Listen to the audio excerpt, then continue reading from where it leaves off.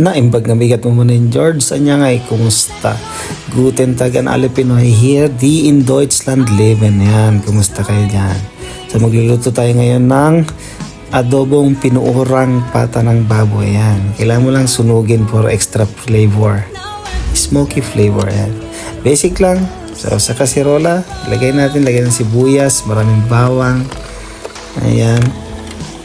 Tubig. Tapos maglagay tayo ng buong paminta, madaming buong paminta. Ayan, laurel, star anise. Ayan, extrang durog na paminta, freshly crushed. Ayan, toyo, suka. Siyempre yung ating timpladong suka, artem yan, yung sili. Para may kagat, yung anghang. Ayan, so basic lang pakuluan hanggang sa lumambot, maluto na yan. Plating agad. Diba? Slice nyo lang yung pata ng ganyang kanipis. Patong nyo sa kanin. Ayan, lagyan ng konting garnish. At saka para sa extra anghang, tad kayo ng sili. Ibudbud nyo lang sa taas. Tsak, taob na naman ang kanin dyan. So, itry nyo din hanggang sa muli. Ciao!